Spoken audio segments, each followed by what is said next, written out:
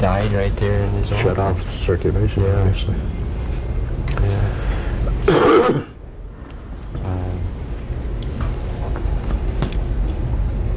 Were you the, what was your role at Lolo then? WY sports director. Sports director. And at KJG in 48, when I went over there, I was general manager and sports director. And this was radio, of course. This is radio and television in 53. And we're going to have they're having the anniversary at the station on November 21st. And I'm not I hadn't been invited to participate at the ceremony. No, I said the first words ever on television in Fort Wayne. I saw that 33 is having a promo for that anniversary. That was a basketball. I don't know where they got that picture. That was a basketball game. Yeah, I heard your But I did, that was quite a weekend, incidentally. I was doing play-by-play basketball of Indiana-Purdue Notre Dame football games, and of course that was Saturday, the Indiana-Purdue game. And also, one of the housing manufacturers in town had a big thing on Friday, and he wanted me to MC the thing. And I told him no, I couldn't do it because I go to the scene of the game on Friday and get all the stuff I need and go to the pre-game conference and all that stuff. And I said, I got to be in Bloomington on Friday. He said, if the ceremony is at 2 o'clock, it'll be over at 2:30. He said, if I fly you down to Bloomington on Friday and I pick you up after the football game and fly you back to Fort Wayne, will you do it? And I said, well, that's a pretty good incentive. Incidentally, I misspoke here. I was not general manager of KJG. I was vice president general manager of KJG. And that was because of a merger of 2 radio stations in 1948. But anyway, I did the ball game and got out to the airport, and the plane was there, and I came back, and at 8 o'clock, at 7:30, we had a ceremony in the studio. And my first words were, I looked out at the audience, and I said, ladies and gentlemen, you're seeing history in the making. These are the first pictures of WKJG television, Fort Wayne's first television station. Then we had the mayor, and we had clergy, and head of the Chamber of Commerce, and we had a half-hour show, I know. That was and there was nothing, the Bicentennial Commission wants material like that, and there isn't any, because you had acetate discs in those days, and even if you had them, they wouldn't be any good right now, I'm sure. I'm digressing. No, because really one of the things that fascinates me about Oscar is the radio aspect of it. I mean, television came to Fort Wayne in 53, so in 1949 when this story broke. It was a visual, yeah. Yeah, it was still on the imagination of the radio, right. Yeah. And that's what fascinates me about it. And as sports director, you got involved in some ways in this turtle hunt, right? Story. Yeah, I was sports director at but I was vice president at KJG in those days. But I was still doing all the sports. And then when I became general manager of the station, I also did the sport. That was in my arrangement with the owners. And you had said that you had at least once or twice gone out there to Folk Lake where the turtle And I remember somebody called me and said, you ought to get out here just about sunset, because it looks to me like you're going to be able to see this great big turtle, you know. And I jumped and kind of went out there, and I kind of thought I saw it, but let me say this: there was something out there, whether it was mechanically improvised or something, but there was something out there. Okay. All right. You're pulling my leg, but that's true. I was kind of sure once I thought I saw it. Okay. Well, there was a story a reporter did for the Indianapolis Times, and the headline said, "I saw the beast of Busco, ... I think." So it sounds similar to your story. But as a radio person back then, was the story treated... Are we on now? Yeah, you're on. Oh, we're just moving something. Is that okay?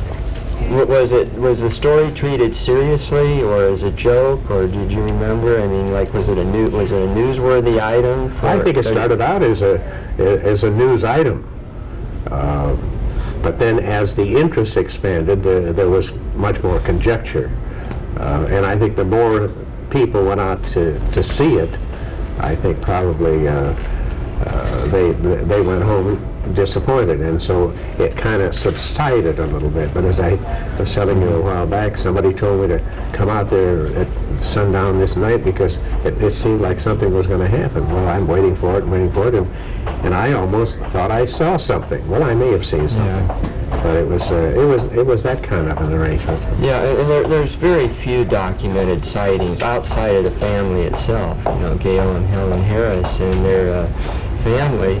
I have not found anybody actually who has seen the turtle that I've interviewed. In retrospect, I did the interview with the owner of the area, and he had me somewhat convinced. I don't think he tried hard, but I got in the car the last time and saying, I just don't think there's any big turtle around here, not a real big one anyway. Yeah, we talked to a woman who owned one of the lunch restaurants in 49, and she said a reporter from Chicago used to use her restaurant's kind of like its headquarters, making calls, and they got a call one night and said, hey, come out, there's a big turtle out here. So they locked up the restaurant, went out, and came back and didn't see anything. Well, I guess they saw a turtle, but maybe like a 40-pounder, no 400-pounder. And she said when the guy made his call back to his office, there was no resemblance between what they saw and what he was reporting. So it was a terrific thing, no matter what. It was a terrific happening. And the few times I went up there and came back, each time I would come back, I would say, well, there's nothing of any consequence there, but you got to be sure in this business, you see. Yeah, exactly. Did you do any broadcast, like from there, the studio? No, we didn't do any live. I did make an acetate interview with the owner. I have no conception of where that would be. I'm sure the time has eroded it. Yeah, exactly. But you did interview him, and that was played on from it was on KJG. Yeah. Mm-hmm. It wasn't long, and probably a 5, 6, 7 minute piece of material. He was talking about the turtle, which we've come to call Oscar, and hunting for it. Well, I keep thinking about this, Terry. If it wasn't true, it was one of the best ideas concocted, especially for turtle days and to prolong turtle days at Churubusco. I have a good friend now who's with the Purdue University Alumni Club of Fort Wayne and helps assist putting together the tapes of the preceding Saturday's Purdue game, and since 1952, every Friday I have narrated, whenever I was available, which was most of the time, I narrated a Purdue football game of the preceding Saturday, and that began at the Chatterbox at the Athenaeum Hotel in Fort Wayne, and then it was moved to several locations. It's now at the Shrine, and every Friday we get the Purdue alumni together and show that.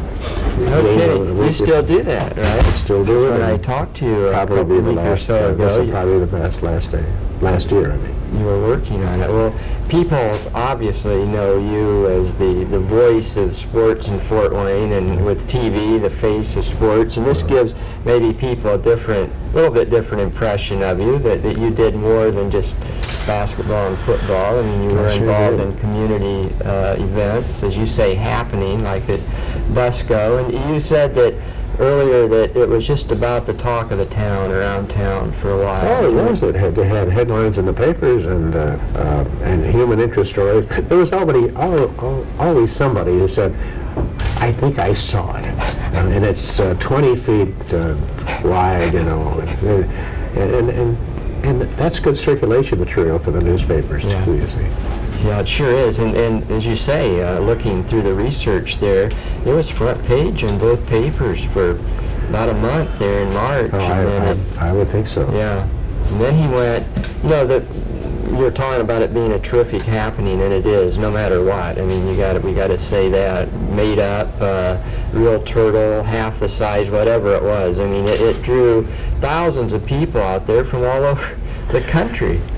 Terry, I believed, after I was somewhat convinced that there was nothing of any great magnitude resembling the stories that I heard about the turtle being that huge, or that monster being that huge. I think it was a marvelously done situation, even if it wasn't true. I thought the people of Churubusco were marvelous about it. And every time I would come back from a trip to Churubusco, I would say to myself, these are wonderful people, and this may be a hoax, but if it's a hoax, it's one of the best ones I've ever seen concocted. And you know, the thing that I think about is, if it was a hoax, is, you know, Mr. Harris went to the trouble and expense of draining his lake there in the fall. You'd mentioned something about Halloween, and at Halloween of '49, he was busy draining his lake. And boy, if he knowingly was involved in a hoax, that's quite an extreme to go to. That's one thing that makes me wonder: is it a hoax? You know. If it wasn't a hoax, it was a grand story, and it is still perpetuated. People still talk about it, and so what difference does it make now whether it was true or not true? Oh, absolutely. You know, in doing this research, there was a point where I became pretty convinced that it was a hoax, and I got so depressed. I mean, that I couldn't continue, because I thought, I can't be the one to tell the world this thing was made up. I mean, and yet, if I knew it, so I just kind of dropped that line of inquiry and went for the, as you say, the happening, the crowds. You wanted to believe it, and the people in Churubusco wanted to believe it, and it still might have been true. You just don't know. No, we don't know. And of course, there could have been something, somebody pointed out, there could have been something in between an outright hoax and a sighting, and that is what you had mentioned earlier, that people wanted to believe it so much that they took a big turtle, but nothing like the 400-pounder, and just kept getting it bigger and bigger and bigger. I mean, like one man I talked to said, well, I don't know if there's a turtle out there, but one thing's for sure, the longer we stood out there in that bank and talked about it, the bigger that turtle got, you know. So it was, and it was, I guess, the fact that people talked about, you know, back then there wasn't, without TV, there wasn't as much going on as there is now, and that maybe that's another reason it got so much attention. If it had come after TV was solidified in the market, in the area, it would have been even bigger. Yeah, well, that's a good point. You'd had film at 6, right? You had on your sports show. Yeah, you've got the right phrase there. We have film at 6. Yeah. Is there anything else about the story that we haven't talked about, that maybe a personal impression or something that you have out there? Well, I used to drive through Churubusco quite often, going to South Bend, and in the last 15 or 20 years, I haven't gone in that direction. I've gone a different way, and I kind of missed it. And yesterday, my wife and I had an errand to do and go to a store. We didn't have to go as far north as Churubusco, but we got on the highway, and there is no way I couldn't stop talking about the beast of Busco in the car just even yesterday. So, and my wife just sat and giggled, you know. Well, that's quite a statement. Memories of, you know, all the things that you've done, tournaments and so forth. See, that turtle, I think no matter what walk of life or who you are, if you're around then, it still sticks out, and that's you know, the happening that you talked about. That's life, and that's one of the wonders of life. Yeah.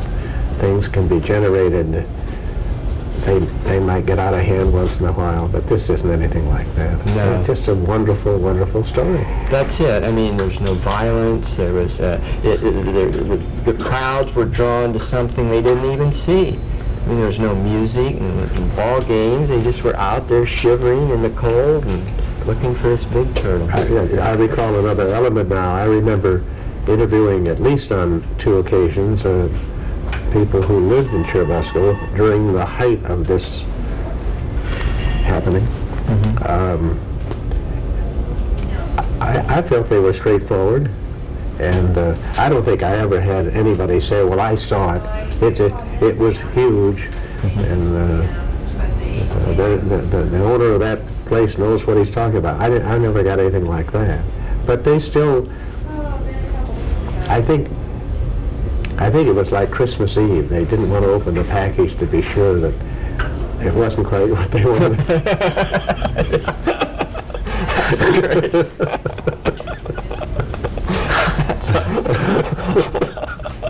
That might be a good place to...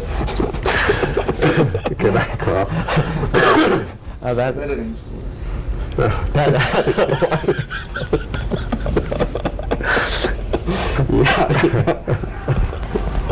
I think that's probably true. Oh gosh, well it's I don't know if we can top that one. No. That's well, it's an honor to meet you after all this time. It's a pleasure for me. I'm just was dumbfounded when you called, and I had just left the station, well, maybe a week or two. Right, yeah. And I didn't know it. It was the first time I could get up in the morning and then have a place to go. It's a terrible feeling. Yeah. Really, it is. And then I have all this material that I do. And I think my wife was the one that suggested that let's not do anything except get your office ready. So we have a nice desk now and a wonderful lamp and all the things you need for an office, and we did that, and it's a wonderful place to go for me to go, and I like to read the papers in there. I do a lot of my telephoning in there, and but now we're getting past that, and we want to get the stuff out of the garage. Were you ever in my office? I think once at 33. I used to know Bill pretty well, Bill Nichols. I used to come out there. I think I was in your office. Well, there was an awful lot of material. Oh, yeah. And a lot, as much again in my basement as there was at the station. Oh my gosh. I can relate to your feeling of being lost after retiring. You know, we interviewed Pat Crooks, who owned Pat's Cafe in 49. You might recall that restaurant. And I asked him if he missed the restaurant. He's been retired much longer than you. And he said, yeah, and that sometimes he had a leak in his roof, and that he would often have to get up early and go there and, you know, bail the water out. And he said sometimes he'd find himself still getting up in the middle of the night and starting to go out the door and say, wait a minute, that restaurant's not there anymore. It's a completely different change, and I had the good fortune though of surrendering the general managership about 2 years before I retired, because Bill took that over, and then I don't need to inject the last word all the time. When you're vice president and you're in that position, it's Bill's baby, and if he wants to come to me and ask me about it, I'll help him. I did not go in on my own and tell him what I thought he should do.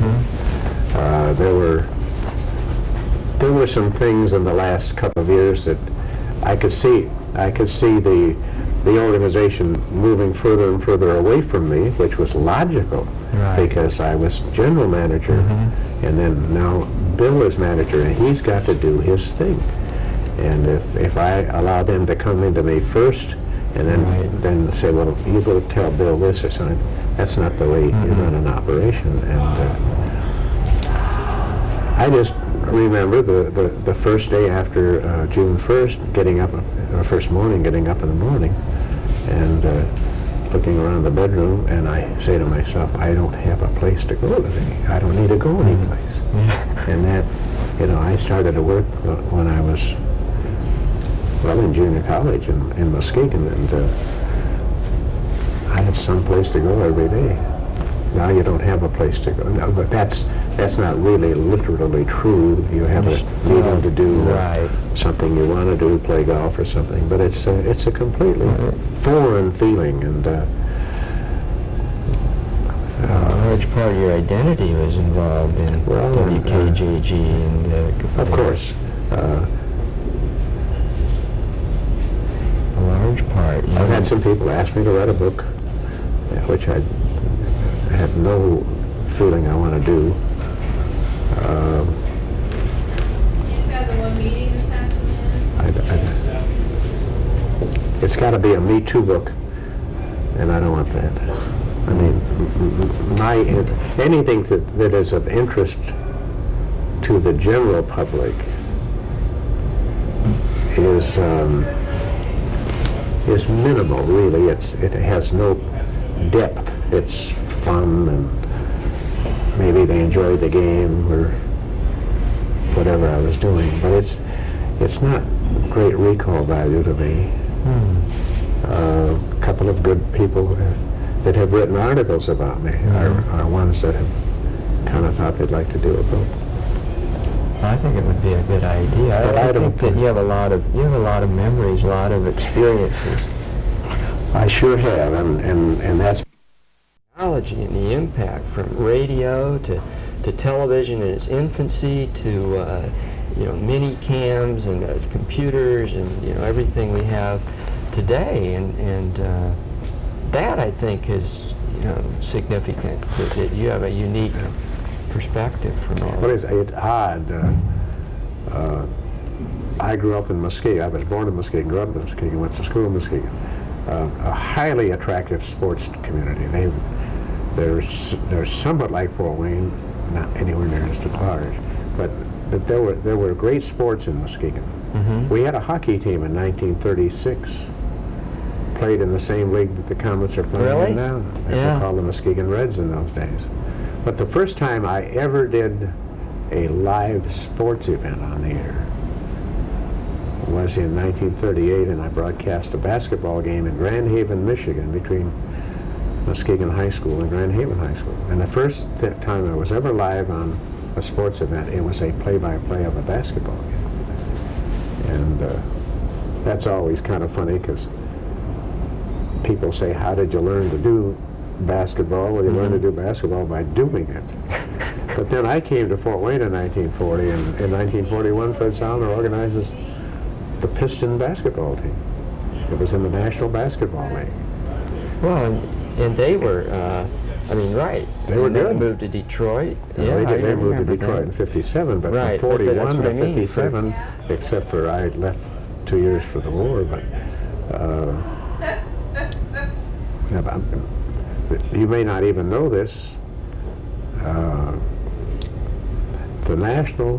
The NBA, as it's constituted today, actually was founded in Fort Wayne, Indiana, at Fred Zollner's home on August 11th, 1947. And I have an acetate recording of that, but it's in terrible shape.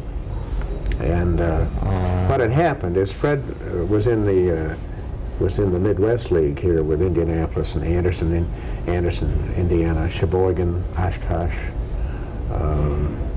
Toledo, and that was beginning in 1941. And Fred got into being invited to bring his team to Chicago every year.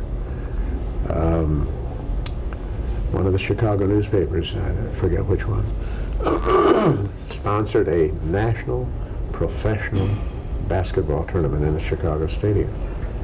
And Fred's teams went up there. I missed a couple of years because of the war, but his team was marvelous in those tournaments. And they played the New York Celtics, and some of the great pro teams of all time were in that tournament. And the Pistons won it in 1945, believe it or not. Really? And but they had some great guys, great basketball players. But Fred had the advantage during the war. He could put his players in his plant and pay them not only to play basketball, but pay them for the working in the Zollner Piston plant. And I'm digressing, but I'll finish in a hurry. And then that way, in 1945, they won the championship. And then the big owners of teams in the United States, like the Garden and Boston Garden and Philadelphia, Washington, those guys decided, boy, we gotta do something here, because the smaller league in the United States got better basketball than we have, you know. So they formed a league called the BAA, Basketball Association of America. That was 1946, and they did fairly well in some of the markets. Chicago had a team called the Chicago Stags, and they were not very good. But anyway, Maurice Podoloff was the commissioner of that league, of the BAA. And it became very apparent that one of the two leagues had to go, or they should have a merger. Well, Zollner or Podoloff flew into here, and they had a dinner at Fred's home. And I don't know, I was very close to Carl Bennett, who managed the basketball team. And he asked me to come. And I sat and listened to this thing went on all day, and then we had a dinner at night. No kidding. And they shook hands on building a new league called the NBA, and that was, as I say, August 11th, 1947. And the Pistons started the following year. And that's true. That NBA was actually formalized in Fort Wayne. Right here. And you know, hearing you talk, you had said something earlier about the sense of community in Churubusco, and gosh, isn't it unusual that a professional sports team is hometown grown? I mean, like most professional sports franchises are owned by somebody that just, you know, buys the team. I mean, it doesn't grow out of the community like the Pistons did. Well, and Fred got a little upset. He had spent a lot of money on the team, and it was a good team, and it was major league. Fred had a phrase.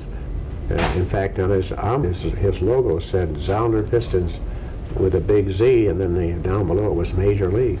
He wanted his softball teams. He had the world's greatest softball team.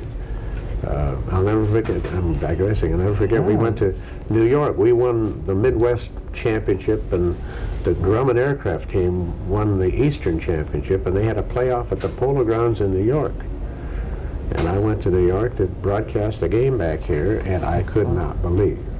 The first game, we were there 2 nights, and the first game, the Pistons and the Grumman Aircraft team, they drew 45,000 people for a softball game in the Polo Grounds. Jeez. And the next night, they had a crowd almost as big, and and the Pistons beat them. And so they had the best softball team in the United States at that time. Fred, Fred built Zollner Stadium as a result of that. He wanted a first-class arena for that first-class team. Yeah, I can remember watching him play out at Zollner Stadium. I broadcast all of those games too on radio, and then it was weird because people. I go to Indianapolis and say, I can't stay here and I got to get back to Fort Wayne and do a softball game. And the guy says, softball? Who has a softball? Yeah. But it was a wonderful era, and I don't know. I suppose it would be interesting to some people. But I think it would be very interesting. I mean, look at the NBA today. I mean, it's practically the #1 sport in America now. I brought up Maurice Podoloff's name to you. Podoloff was a lawyer who was an avid sports fan and had a team in the gradually got into him. Oh, he got in with the Madison Square Garden crew, and Madison Square Garden ran the NBA in those days. I mean, they had all the cards, and they didn't have the best team, but they had all the cards, and they did well though. They did. And having met Podoloff in 1947, as the league expanded and got better, then they decided to have an NBA All-Star game and have all the best players play in an All-Star game. Well, the first year it was in Boston, and Mutual Broadcasting System in those days was doing more sports than any other network, just like ESPN is doing more sports now, and they're doing video. Mutual was doing audio, and Podoloff called me up and said, we're going to have the All-Star game in Boston. I said, yeah, I read about that. And he said, would you like to be one of the 2 announcers on the game? Wow. And I said, on Mutual? And he said, yeah. And he said, I've already talked to Marty Glickman. And Marty was a New Yorker who did the New York Giants games and just retired. Yeah, I was going to say, he's Just got to retire. Well, Marty and I did the very first NBA All-Star game from the Boston Garden. Oh, my. And Marty and I had a thing. This is I'm just spending a lot of great. time. No, this is great. Marty and I had a thing. We were good friends because I'd go to New York and broadcast and sit next to him sending the game back to Fort Wayne. And we just, after the games, we'd go out and have a sandwich. And I was awed by Marty Glickman because he was such a good announcer and was such a nice guy. And he was doing the Knickerbockers and he was doing the Giants, so you don't get much better than that. Anyway, Podoloff calls me and said he'd like to have me do it, and Marty Glickman's going to do the other half. And he said, what we will do is we will let Marty select which half he wants to do. And is that all right with you? And I said, certainly. And we had decided doing quarter is not right. That's not a good. The fans get used to one period of time, and then all of a sudden you interrupt them at the end of the first period and bring in another guy for it. Anyway, we agreed that we would do a half. I can't remember what happened in between, but when we got to the arena, I had been in the pre-game meeting with the teams and with the coaches and with Podoloff, and the coaches did not. They wanted to platoon. They wanted to start their regulars and then second period bring in the reserves, and Marty didn't know that, and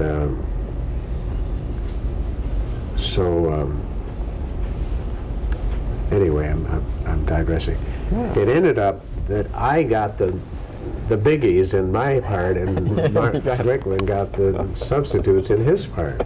And when the game was over, he said, "Did you know anything about that?" And I said, "Yeah, I thought you did."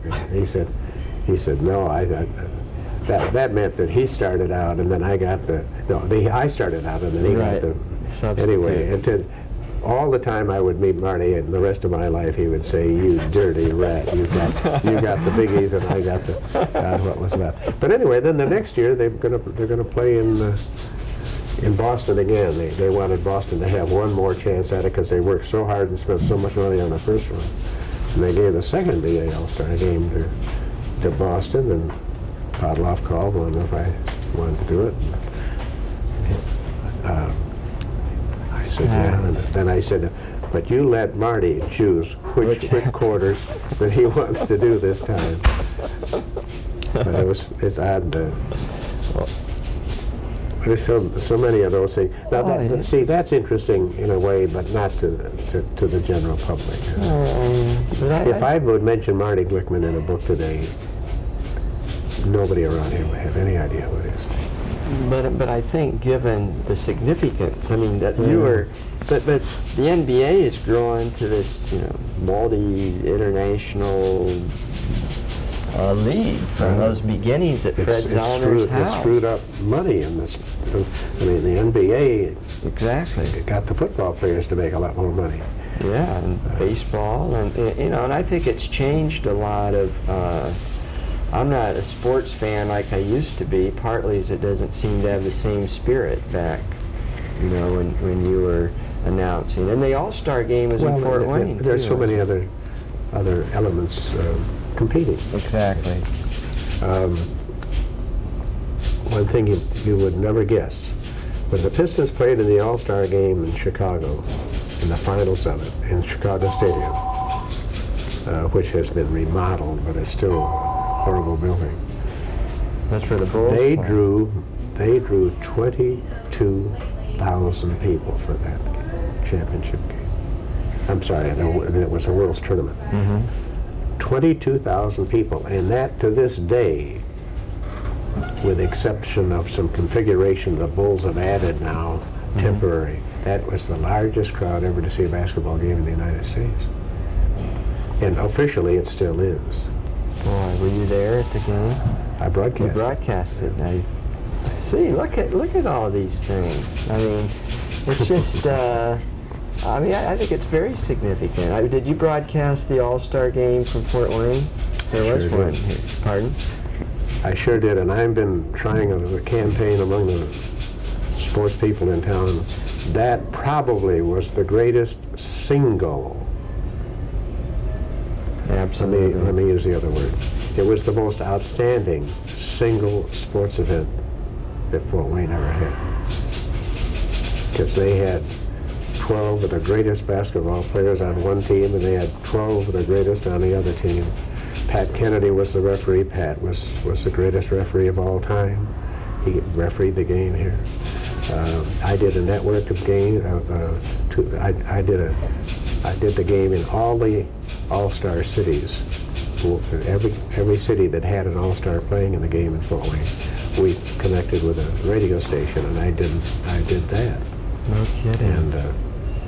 And I can't remember why Marty didn't do it. Marty, he must have had another event. I guess he did the New York hockey too. I think he got tied up. But anyway, if anybody would ask me, that was the biggest single sporting event. On the platform was more talent, athletic talent, than Fort Wayne has ever had at one time. Oh, absolutely. Bob Cousy played in that. And, That was 1952. I think George Mikan. And, as you Jimmy say, Pollard, George Mikan, Bobby just the McDermott. greatest. Right here. Yeah, I mean, I went to that game. It's a great moment. I think that's why, you know, frankly, that I love the story of Oscar so much, that it just has, that era, I was just a little boy, but it has such magic in memory, you know, with the Wolf and Death Stars and the Christmas display, and there were no we're gonna do that shopping again. malls. And, huh? We're going to put the lights again. Going to MC that again. Oh, really? I did that the first time in 1950, when it was on the side of the building. Yeah. You know, and every year since, except twice because I was in the Army. I've MC'd, and I'm going to do that here. It was November 9th, I think is the day. Oh, Put it on the I'll side have of the bank building. I'll be there November 9th. Anyway, yeah, those were great days. Oh, absolutely.